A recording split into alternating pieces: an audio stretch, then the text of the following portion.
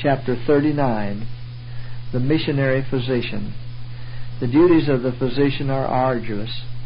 Few realize the mental and physical strain to which he is subjected. Every energy and capability must be enlisted with the most intense anxiety in the battle with disease and death.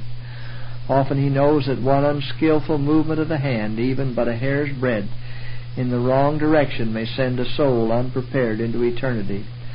The physician who endeavors to enlighten his patients as to the nature and causes of their maladies and to teach them how to avoid disease may have uphill work.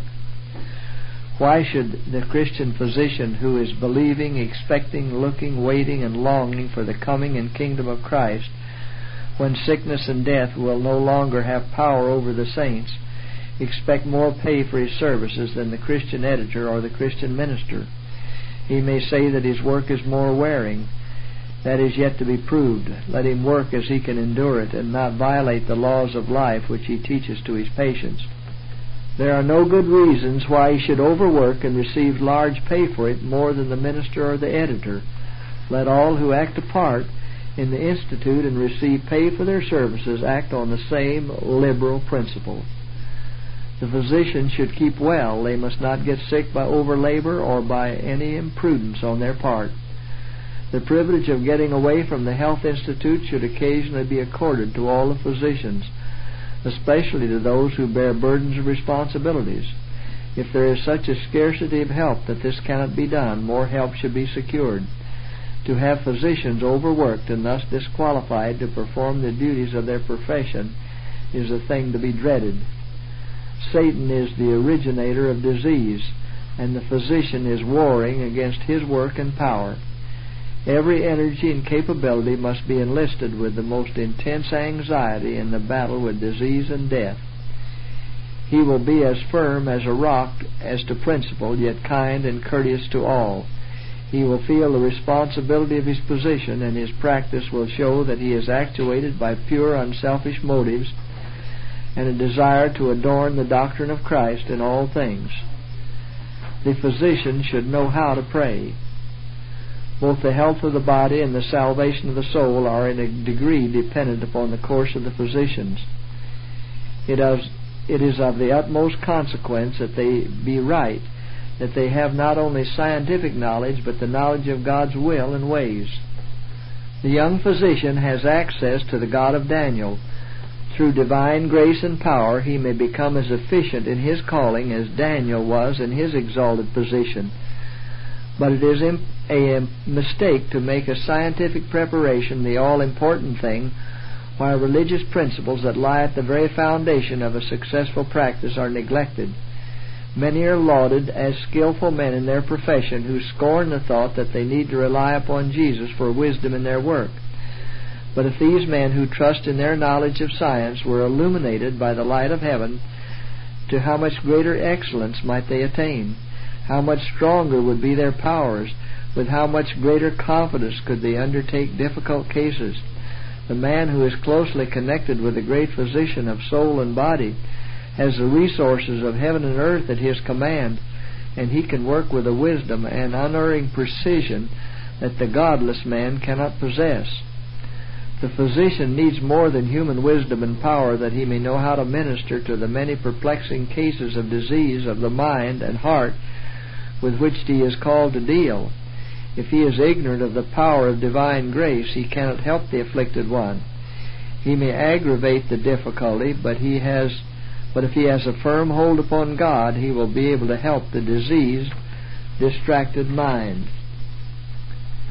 If he takes counsel of God, he will have the great healer to work with his efforts, and he will move with the greatest caution, lest by his mismanagement he injure one of God's creatures.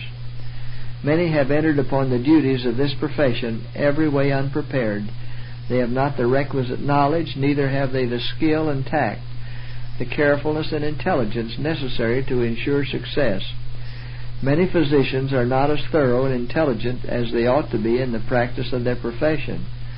They resort to drugs when greater skill and knowledge would teach them a more excellent way. When physicians understand physiology in its truest sense, their use of drugs will be very much less, and finally they will cease to use them at all. The physician who depends upon drug medication in his practice shows that he does not understand the delicate machinery of the human organism.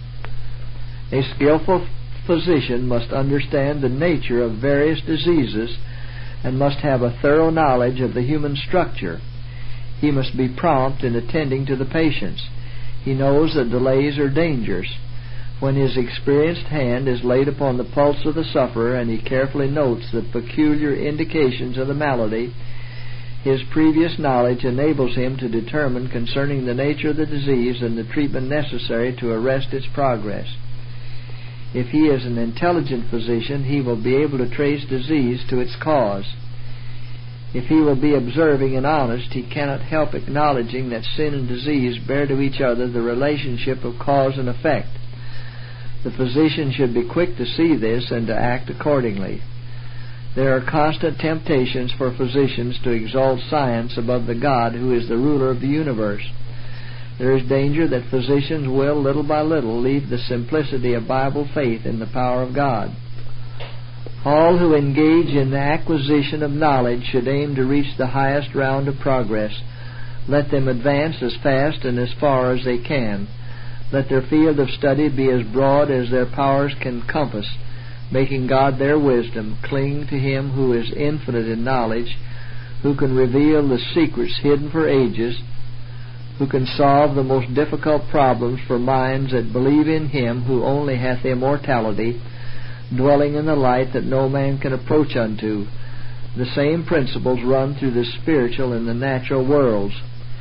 It is willful sin in them to be ignorant of the laws of health or indifferent to them, for they are looked up to as wise above other men.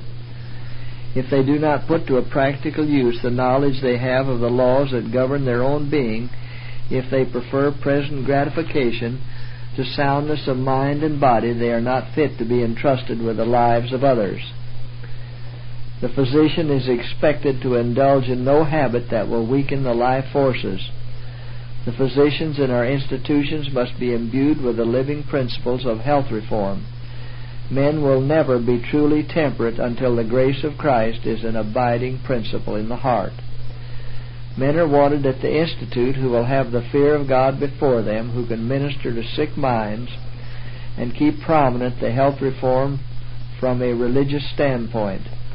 If a man who assumes so grave a responsibility as that of a physician sins against himself in not conforming to nature's laws, he will reap the consequences of his own doings and abide her righteous decision, from which there can be no appeal. His capabilities for doing good are lessened. He will lead others in the path his own feet are traveling. Hundreds will follow the example of one intemperate physician, feeling that they are safe in doing what the doctor does, and in the day of God he will meet the record of his own course and be called to give an account for all the good he might have done but did not do, because by his own voluntary act he weakened his physical and mental powers by selfish indulgence. He will not look upon his patient as a mere piece of human mechanism, but as a soul to be saved or lost. Unless physicians can obtain the confidence of their patients, they can never help them. Never should a physician neglect his patients.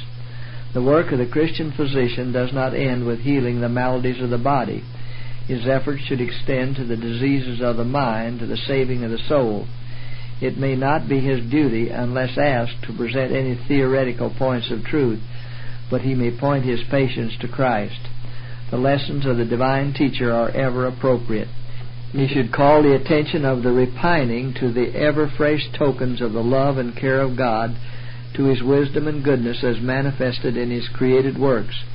The mind can then be led through nature up to nature's God and centered on the heaven which He has prepared for those who love Him.